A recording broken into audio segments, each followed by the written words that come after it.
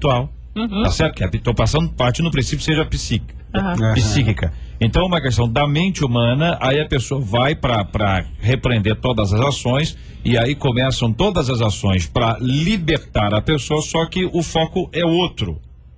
Tá certo? O foco é outro.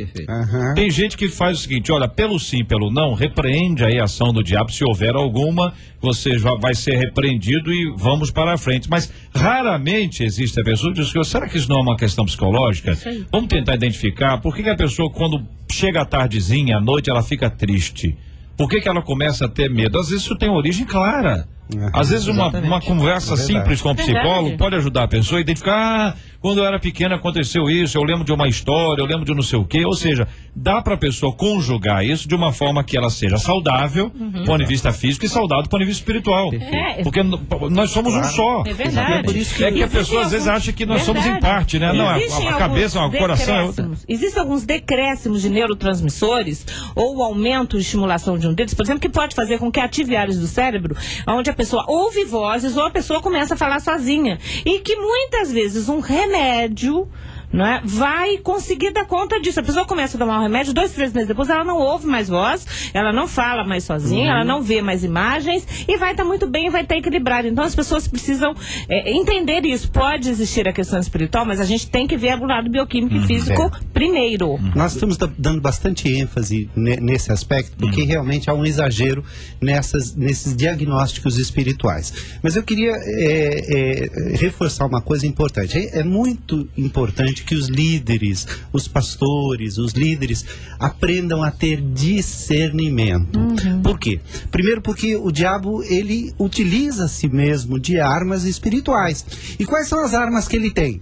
Ele é o pai da mentira, então ele vai usar de mentira, como por exemplo o pastor que você citou, que ele viu a esposa e ele preferiu crer na palavra de Deus que diz que os mortos não voltam do que na mentira do que os olhos dele estavam vendo. Mas o diabo pode realmente usar da mentira. Ele se utiliza muito do medo. Então, por exemplo, o caso que você citou aí dessa nossa irmã que acordada tinha esse terror e ficava ouvindo vozes e ficava ouvindo as coisas. Pode ser, de fato, uma ação espiritual? Pode sim. O pastor, ele tem que investigar todas as áreas, mas pode ser. E nesse caso, de fato, é com oração, é com a busca de Deus. Então, é claro, nós estamos dando muita ênfase nessa coisa do fisiológico, do físico e tal, mas nós não podemos negligenciar, e eu creio que ninguém está negligenciando aqui, é que esse problema é só tratado de uma maneira espiritual e às vezes tem gente doente ficando mais doente ainda. Mas, ao mesmo tempo, o pastor, o líder, ele tem que saber distinguir, porque quando é o diabo, tem que ser repreendido em nome de Jesus, tem que expulsá-lo em nome de Jesus. E há casos, eu já passei por experiências em que depois de expulsar o demônio, eu levei a pessoa ao médico. Mas antes eu tive que expulsar o demônio, porque realmente havia uma ação espiritual maligna ali. Olha só, eu estou entendendo claramente o seguinte: além da ação demoníaca que pode ser permitida por Deus, ou um distúrbio na pessoa, a responsabilidade do paciente ou daquele que está vivenciando os problemas é muito grande. Lógico que o pastor é importante, mas o ouvinte que está agora ligado na 93, ele tem que se conscientizar o seguinte: bom, eu estou vivendo o problema, no caso do que mandou o e-mail, estou vivendo o problema, o que eu faço? Já procurei o pastor, já orei, não resolveu, vou procurar o psicólogo? É essa a saída. Então, a pessoa que está vivenciando o problema, a não ser que essa pessoa não tenha condições nem de fazer essa avaliação, que pode ser o caso. E aí o pastor tem que ajudar. Exato, temos pessoas que ela mesma não tem um controle sobre si e ela não consegue perceber nem um lado nem o outro. Então, é importante que o nosso ouvinte, tanto do e-mail, qualquer outro que está vivenciando uma situação semelhante, abra os olhos e veja, você tem que tomar as rédeas da sua vida. Há um texto aqui importante lá no Antigo Testamento e que foi melhorado pelo Dr. Lucas, que é Deuteronômio 6:5. Em Lucas 10:27 diz: amarás ao Senhor teu Deus de todo o teu coração, de toda a tua alma, de todas as tuas forças e de todo o teu entendimento. Quando alguma coisa está entrando, interferindo neste amor direto a Deus, quer dizer, amor a Deus é correspondido por Deus. Se eu estou amando plenamente a Deus aqui nesses 4 pontos aqui colocados, coração, alma, forças e entendimento, certamente o retorno vai ser de Deus. E o retorno não vai ser esse. Não, o retorno não vai ser esse que nós estamos ouvindo aqui. Não vai haver trauma noturno, nem de dia, nem de forma alguma. Quando isso está sendo interrompido, eu preciso procurar o socorro. Eu preciso encontrar uma saída. E se você não procurar a saída, a coisa vai ficar pior a cada dia. E quando o ouvinte diz que exatamente quando ele busca mais, é que a coisa se aperta.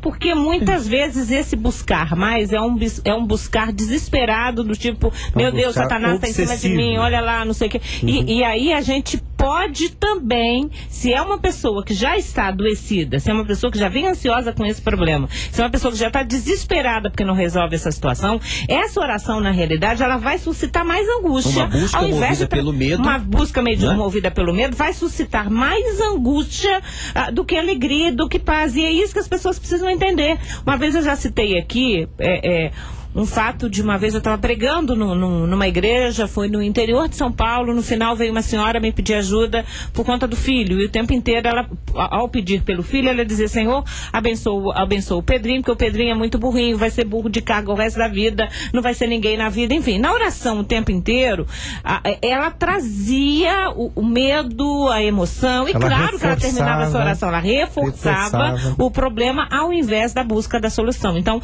depende também de como a gente deixa eu pensar uma coisinha só na palavra da colega aqui. O que vem a ser esse buscar a Deus? É isso aí. No universo cristão que nós vivemos hoje, o que vem a ser esse buscar a Deus? E se ele faz jejum interminável aí, fica sem comida. De repente, se buscar de Deus que ele está falando, piora a situação. Se ele está sem um autocontrole, se ele está sem uma orientação bíblica, ou de um pastor, ou de alguém corretamente, a coisa tende a piorar, né? O aproximar de Deus, talvez ele está mergulhando num fanatismo sem controle. Então, o buscar a Deus não é isso. O buscar a Deus é o culto racional que Romanos fala, né? O que é o buscar a Deus? É o entendimento. Você tem que entender tudo que está acontecendo. Eu já aconselhei uma pessoa a parar de orar sobre um determinado assunto, porque aquilo estava atrapalhando a vida espiritual dela. Uma obsessão, né? Eu virei para a pessoa e disse: minha irmã, você já orou sobre isso? Olha, pastor, eu oro todo dia, de manhã, de tarde, de noite. Eu falei: então você já orou, agora você vai orar por isso. Sobre esse assunto você não vai orar mais, porque Deus já ouviu sua oração, agora você vai esperar a resposta. Não é pelo muito falar que seremos ouvidos. Então, às vezes, essa oração desesperada mais atrapalha do que ajuda. Orar com esperança. Vamos entender o que é uma oração desesperada para poder tentar explicar, para deixar claro para os nossos ouvintes. É bom, isso é importante. Jesus, no Sermão do Monte, fala sobre as orações que não são respondidas. Certo? Ele cita até uma oração que acaba sendo que ele chama de vã repetição. Ou seja, a pessoa vai repetindo, como é vã, tá certo? É uma repetição, é vã. Citando a história que envolve um publicano e um fariseu, um publicano e um fariseu, correto? Ele diz que o fariseu orava de si para si mesmo. Então você tem uma oração que é uma vã repetição, você tem uma oração que é de si para si mesmo, e você tem a oração que é aquela que entra no teu quarto, fecha a tua porta, teu pai te vê em secreto, te recompensará, e não exatamente o quarto aí como lugar, mas a relação de intimidade com o pai. Ou seja, se uma pessoa está orando por um determinado assunto e ela não entrega este assunto nas mãos de Deus, esse assunto estará sempre em suas próprias mãos. Ela não tem paz. Aquele exemplo em que eu estou aqui, que o ouvinte está acompanhando pela internet, vocês estão no estúdio, e você que está ouvindo, somente ouvindo pelo rádio, pode imaginar. Eu estou aqui na mesa aqui com uma caneta e eu digo assim: Pastor Manassés, tome a caneta. Toma a caneta, mas eu não largo a caneta. Larga a caneta do pastor Manassés. Vai de novo. Toma, pastor Manassés, e não largo a caneta. Toma, pastor Manassés, a caneta. Agora me devolve, tá, pastor Manassés? Então, a pessoa ela não entrega o assunto para Deus, porque para ela, de alguma forma, um ganho aí, que aí é uma viagem um pouco mais profunda na mente humana para entender por que esse ganho, por que a pessoa valoriza tanto essa não entrega. Porque este sofrimento é importante para ela, enquanto você tem a possibilidade de estar absolutamente liberto. É como se a gente pudesse entrevistar o Gerazeno, o Gadareno, e dissesse: pois, rapaz, você imediatamente ficou liberto? Jesus repreendeu os demônios foram para os porcos, você ficou imediatamente liberto? Ele disse: eu fiquei liberto. Por quê? Porque ele não aguentava